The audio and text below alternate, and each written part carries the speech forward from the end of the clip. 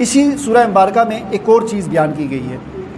جب حضور نبی کریم صلی اللہ علیہ وسلم نے اپنی دعوت کا آغاز کیا تو بہت سارے لوگ ایمان لائے، تو اس بات کی شہرت آس پاس بھی ہو گئی، کیونکہ آپ صلی اللہ علیہ وسلم کے ساتھ جو آدمی ملتا تھا اور آپ سے گفتگو کرتا تھا، آپ اس کو دعوت دیتے تھے، تو وہ لازمی ہل جاتا تھا. ایک دفعہ وہ ہل جاتا تھا، مطلب اس کو کوئی نہ کوئی اثر ہو جاتا تھا. پھر کوئی ایسا ہوتا تھا، پھر وہ اگلی دفعہ اگلی ملاقات پر مسلمان ہو جاتا. کوئی جو ہے وہ سوچنے پر مجبور ہو جاتا، وہ سوچتے ہی رہتا، پھر ملاقات ہوتی. تو یہ بات مشہور ہو گئی تھی کہ حضور کے ساتھ جو بندہ ملتا ہے نا وہ حضور کا ہو جاتا ہے. اس وجہ سے وہ بڑے پریشان تھے، وہ لوگ مکہ والے سردار وہاں کے بڑے پریشان تھے. حج کا موسم آ گیا تھا، حج کے لیے باہر کی دنیا سے لوگوں نے آنا تھا. تو ابو جہل نے اور یہ جو بڑے بڑے سردار تھے، ولید بن مغیرہ اور اس قسم کے جو سردار تھے، انہوں نے ایک میٹنگ کی. انہوں نے کہا کہ حج کے موقع پر اب لوگ آئیں گے حج کرنے کے لیے. باتیں نہیں کرو چھوٹے بچوں، باتیں نہیں کرو، شور نہیں کرو، باتیں نہیں کرو، ادھر آگے آ جاؤ، آگے بیٹھو. تو انہوں نے میٹنگ کی کہ حج کے موقع پر دوسرے باہر کی دنیا کے لوگ آئیں گے تو ایسا نہ ہو کہ حضور صلی اللہ علیہ وسلم ان کو جا کر ملیں اور پھر اس طرح یہ اسلام باہر بھی پھیلنا شروع ہو جائے. تو ہمیں اس کے لیے کوئی بندوبست کرنا چاہیے. کسی نے کہا کہ کیا کرتے ہیں، کسی نے کیا مشورہ دیا، کسی نے کہا اس طرح کرتے ہیں کہ جب لوگ آئیں گے تو ہم مشہور کر دیں گے کہ یہ مجنون ہے، پاگل ہے، کوئی اس کی بات سنے گا ہی نہیں. تو پھر دوسرے نے کہا نہیں، پاگل تو دور سے پہچانے جاتے ہیں، ان کی باتیں عجیب طرح کی ہوتی ہیں، تو ہم یہ کہیں گے تو لوگ، کوئی آ کر ان سے بات کرے گا تو وہ کہے گا نہیں یہ تو لوگ ویسے ہی کہتے ہیں، پاگل تو نہیں ہے. پھر دوسرے نے کہا اس طرح کرتے ہیں، ہم کہہ دیتے ہیں جی یہ جادوگر ہے. تو پھر وہ ولید بن مغیرہ جو تھا اس نے کہا نہیں، جادوگر جو ہے نا وہ بھی اور طرح کے ہوتے ہیں، وہ ان کی نظر لالچی ہوتے ہیں، لوگوں کی جیب پر اس کی نظر ہوتی ہے. تو لوگ آ کر ملیں گے، ہم اگرچہ کہیں گے جادوگر ہے، لیکن لوگ ملاقات کریں گے، وہ دیکھیں گے اس کے اندر تو کوئی لالچ ہے ہی نہیں. لوگوں نے جادوگر بھی دیکھے ہوئے ہیں، لوگ اس بات پر بھی یقین نہیں کریں گے. پھر کیا جی، کسی نے کہا یہ کہتے ہیں، تو ولید بن مغیرہ جو تھا وہ ہر بات کو رد کر دیتا ہے، نہیں لوگ اس پہ بھی یقین نہیں کریں. ہم کہیں گے شاعر ہے، لوگ اس پہ بھی یقین نہیں کریں گے کیونکہ شاعری اور طرح کی ہوتی ہے، یہ جو کچھ سنا رہا ہے تو یہ شاعری کی طرح تو نہیں ہے. بہت ساری میٹنگ ہوئی، سارا کچھ ہوا. تو ابو جہل غصے میں آ گیا، ولید کو کہنے لگا پھر تم بتاؤ کیا کریں، ہم جو بھی کہہ رہے ہیں تم کہتے ہو یہ بھی نہیں ہو سکتا، یہ بھی نہیں ہو سکتا، تم بتاؤ کیا کریں. اس کی پوری منظر کشی اللہ تعالیٰ نے یہاں پر کی ہے. ذرنی ومن خلقت وحیدہ، اللہ تعالیٰ فرماتے ہیں مجھے چھوڑیں، مجھے اور اس کو کہ جسے میں نے اکیلا پیدا کیا تھا. ولید بن مغیرہ تنہا تھا، اپنے ماں باپ کا اکلوتا تھا. وجعلت له مالا ممدودا، اس کو میں نے مال دیا اور اولاد دی. وبنین، بیٹے دیے. ومہدت له تمہیدا، اور اس کو میں نے ہر قسم کا سامان مہیا کیا. اس کا اتنا بڑی تجارت تھی، اس کی اتنا بڑا تاجر تھا کہ اس سالانہ 1 کروڑ دینار اس کی آمدن تھی. مکہ سے لے کر طائف تک اس کے سارے باغ ہی باغ تھے، اتنی آمدن تھی اس کی. اس وقت کا ارب پتی آدمی تھا یہ. تو اللہ تعالیٰ فرماتے ہیں یہ تنہا تھا دنیا میں جب آیا تھا، میں نے اس کو اولاد دی، اس کو میں نے مال دیا، اس کو ہر قسم کا سامان دیا. ثم یطمع ان ازید، پھر یہ اور طمع کرتا ہے کہ اور میرے پاس آئے، اور میرے پاس آئے. کلا، ہرگز نہیں.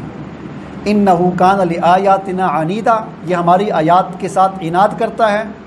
سأرہقہ صعودا، میں ان قریب اسے کٹھن چڑھائی میں چڑھاؤں گا. انہ، اچھا یہ تو ہوگی، اس کا تعارف ہو گیا. ابو جہل نے سے کہا کہ تم بتاؤ، ہم جو بھی کہتے ہیں کہ تم کہتے ہو یہ نہیں ہو سکتا، تم بتاؤ کیا ہوگا. اس نے کہا کہ چلو میں بتاتا ہوں. تو اس نے سوچنا شروع کیا. اللہ تعالیٰ فرماتے ہیں انہ فکر، سوچا اس نے. وقدر، اور اپنے دماغ کے اندر ایک بات بنائی اس نے کہ یہ کہنا چاہیے ہمیں. فقتل کیف قدر، اس پر پھٹکار ہو، لعنت ہو، مارا جائے کہ کیسی بات اس نے سوچی رسول کے بارے میں. ثم قتل کیف قدر، پھر اس پر پھٹکار ہو کہ کیسی بات اس نے سوچی. ثم نظر، پھر اس نے اوپر دیکھا. پہلے سوچا پھر اوپر دیکھا. ثم عبس وبصر، پھر اس نے منہ بنایا. ثم ادبر، پھر پچھلی یعنی پیٹھ پھیر دی، اس طرف منہ کیا اس نے. واستکبر، اور بڑے تکبر کے ساتھ اس نے کہا ان ھذا الا سحر یؤثر، بس لوگوں کو جو حاجی آئیں گے ہم ان میں یہی مشہور کر دیں گے کہ جو یہ کلام پیش کر رہا ہے یہ جادو کا کلام ہے، جو اس کو سنتا ہے اس پر جادو ہو جاتا ہے، وہ اس کا ہو جاتا ہے، بس یہ بات مشہور کر دو. ان ھذا الا قول البشر، یہ اللہ کا کلام نہیں ہے، یہ کسی آدمی کا کلام ہے۔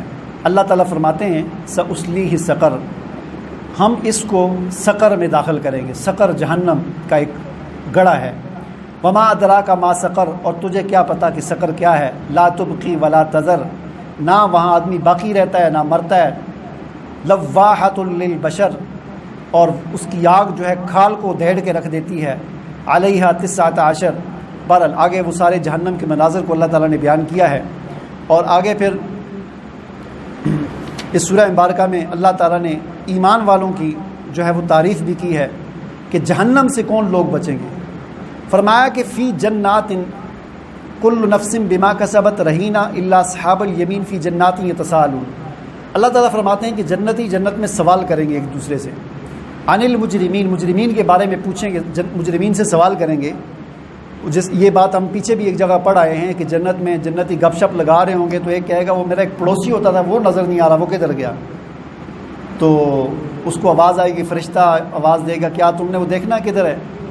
تو کہے گا ہاں دیکھنا کدھر ہے؟ تو ایک دم پردے ہٹیں گے اور وہ دیکھا گا جہنم کی تہہ میں پڑا ہوا ہے۔ اور یہاں پر بھی وہی بات کہ جنتی سوال کریں گے مجرموں کے بارے میں، یعنی اپنے جاننے والوں کے بارے میں پوچھیں گے، میرا وہ دوست کدھر ہے، میرا وہ رشتہ دار کدھر ہے؟ تو ما سلککم فی، پھر ان سے وہ دیکھیں گے جہنم میں، ان سے پوچھیں گے تم جہنم میں کیسے آ گئے؟ ہم تو جنت میں آ گئے، تم کیسے آ گئے؟ آگے ان کا جواب سنیں، وہ کہیں گے لم نک من المصلین، ہم نماز نہیں پڑھتے تھے اس لیے ہم جہنم میں آ گئے۔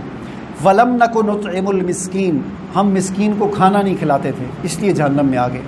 وکننا نخوض مع الخائضین، اور ہم ہرزہ سرائی کرنے والے تھے، ہرزہ سرائی کی یعنی توہین کرتے تھے نبی کی، قرآن کی، مسلمانوں کی ہرزہ سرائی کرتے تھے، اس لیے آج ہم جہنم میں آ گئے۔ وَكُنَّا نُكَذِّبُ بِيَوْمِ الدِّينِ، اور ہم قیامت پر یقین نہیں رکھتے تھے، حتیٰ أَتَانَا الْيَقِينُ، یہاں تک کہ وہ قیامت آ گئی اور آج ہم یہاں پر پھنسے ہوئے۔ فَمَا تَنْفَعُهُمُ شَفَاعَةُ الشَّافِعِينَ، اور آج ہمیں کسی سفارشی کی سفارش بھی کام نہیں آئی، کوئی سفارش بھی نہیں ہو سکی کہ ہم آج یہاں سے بچ کے نکل جاتے ہیں۔ تو یہ ساری چیز اللہ تعالیٰ نے یہاں پر اس سورہ مبارکہ میں بیان کی۔ آگے سورہ قیامہ ہے،